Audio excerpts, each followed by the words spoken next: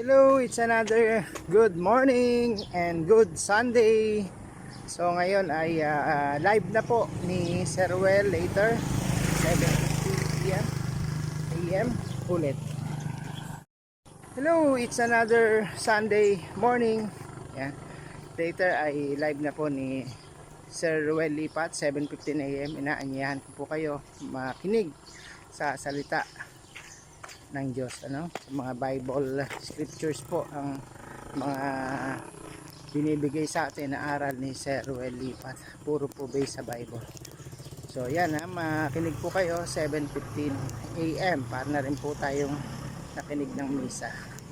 And aside from that, meron po mga questions para po nakita natin kung tayo po'y nakikinig at nagtitake note. So eto na guys, ang aking run number 33. Eto na po ang run 33 ko. Malayo pa rin po tayo sa katotohanan, malayo pa tayo makatapos. Pero masasabi ko lang, exercise pa rin is best para sa ating kalusugan. Kaya naman, tuloy-tuloy lang tayo sa ating run number 33. So dito tayo tatakbo guys sa Pusakan. Dito sa street na to tayo tatakbo and palibot papunta doon sa bundok. Napakita ko sa inyo itong tatakbuhan natin. So ngayon walking muna. Pag na warm up tayo ay pwede na tayong bumili sa pagtakbo.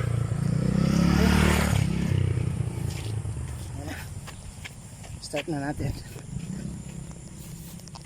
So yun nga, once again iaahan ko kayo. Ang challenge na to ay para sa lahat, bata, matanda, babae, lalaki, wala pong pinipili, basta kaya nyo pong tumakbo. At meron po itong price na 20,000.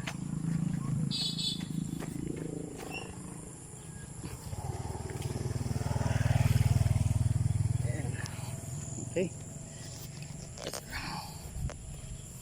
maganda po itong lugar na to, puro madamo at maraming tanim na palay, green grass of home. So para sa aking pag check ng aking takbo, ako'y nasa 150 miles na. Kasi nag-average ako ng 5 miles. So sa 100, sa 30 na takbo, may 155 miles. Malaki pa yung balance ko, 100 miles. But then, kakayanan natin yan dahil we have plenty of days remaining. Meron pa tayong September, October, November, and December. 4 months pa. That is almost 120 days. So kung 1 mile lang per day ay kaya natin tapos. Okay, let's go. Takbo lang. Ayun na, shoutout nga pala kay Libra the Wanderer, ating katimpo sa Team OB. Si Ma'am Libra po ay nasa ibang bansa. Napanood niya po yung ating video na scout na tinutulungan na si Baby Janelle na may meningitis cerebral palsy. Siya po ngayon ang ating tinutulungan at bibigyan po siya ng 500 ni Libra the Wanderer. Shoutout kay Libra the Wanderer dahil yung una po natin na tinutulungan ay binigyan niya rin po ng 500 si Catherine na wala pong bahay. Siya po ay nagdagdag ng pambili ng meat. So shoutout sa iyo Libra the Wanderer at si Marichi Cabia. Let's go, takbo na tayo. This tree caught my attention dahil nga sobrang dami ng bunga. Ito po ay dalandan. Yan. Nasa bakuran po siya ng isang malaking bahay. Dami niya pong bunga. Yan po, pag nahinog matamis po ito. Ayan. Ayan, takbo lang. Tuloy-tuloy lang sa pagtakbo. Nakita ko lang po yun habang ko tumatakbo na maraming bunga. Hingal na po tayo.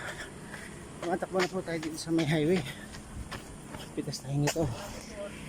Maganda ito pang ano. Maganda ito pang kain ng baboy. Bili-bili. Takbo-takbo lang tayo. Kahapon po ay na-picture ko po yung aking pagtakbo doon sa release dahil marami na pong dapat iayos sa release sa maintenance.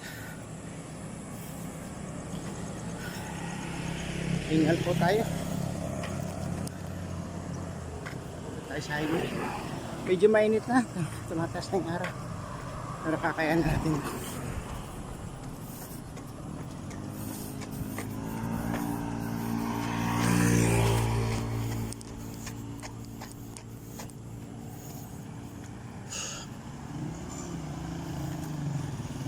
Wait lang kayo, nakatawasid lang po. And I won't be no good. I make it up for you. Ito po, daanan po natin. Isang puno po ito sa gilid ng kalye na sobrang kapal ng bunga ng rambutan. Ayan, so ano ngayon, season ngayon ng rambutan, namumulaklak sila at nagbubunga. Ang dami, hitik na hitik po.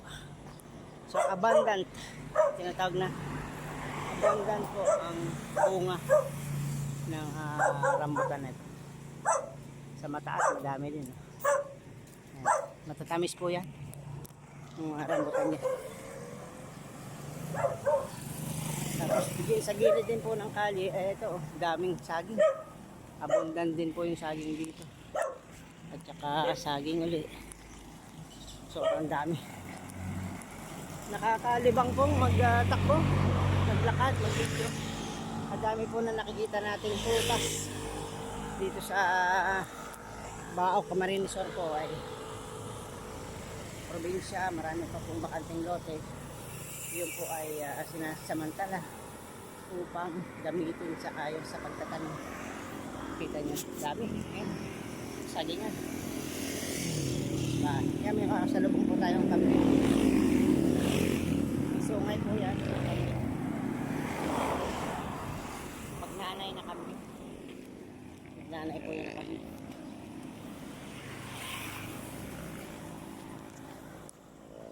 Yan, pabalik na po tayo. Malapit na mag 7:15. Magla-live na po si Sir Welipan. Takbo lang, takbo. Hanggang matapos. Ang bawi. Hindi lang dito flat ng surface, mabato-bato. Kaya delikado tumakbo. Baka tayo may strain. Matapilok. Ingat-ingat, dahan-dahan. Ganyan. Tapos pitas tayo dito ng dahon. Dahon.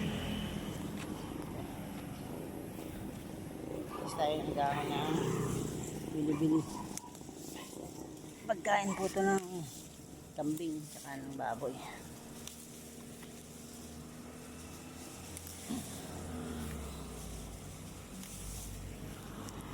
Yun.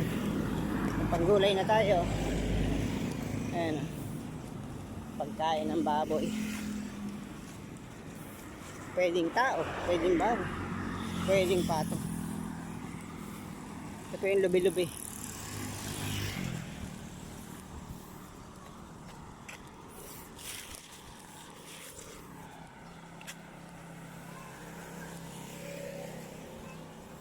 Living to the very soul, to the lion in the street, to the simplest joys, to the labor.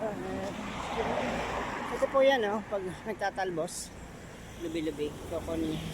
Ito po ganito katalbos, yun ang masarap i-gulay.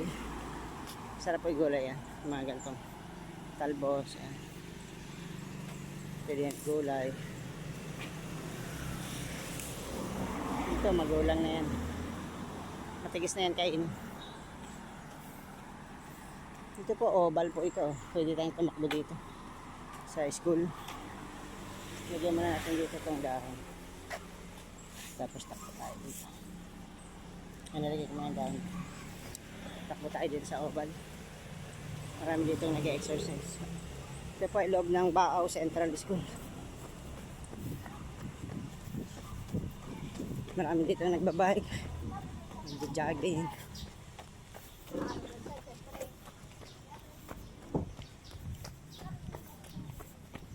Yan, may mga nagbabike, nag-jogging. Tayo naman ay running. Putik pala ito. Hindi pala ito simentado. Malawak ano? Malawak. Ilang hektarya siguro to.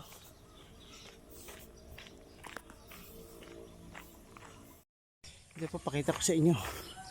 Ito pong tinatakbuhan ko ay isang oval na mayroon pong building na malaki na itong malaking building na to ay high school, Baaw National High School, yung tinatawag na Baaw Main. Tapos ito pong mga maliliit na nakapalibot ay elementary school pa yun. Taas na po ng Indian tree. Ang taas na Indian tree. Yan po yung Indian tree. Lumataas pala ng pagkataas-taas.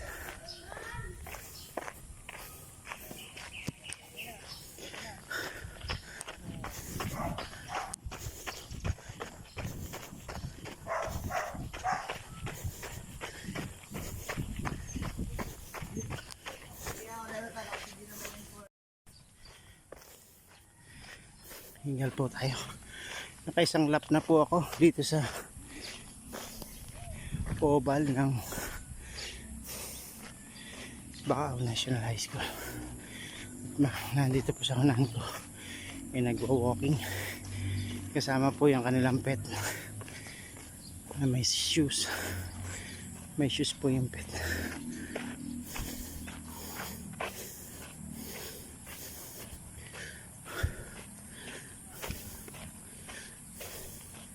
May medyas siya. Zoom natin.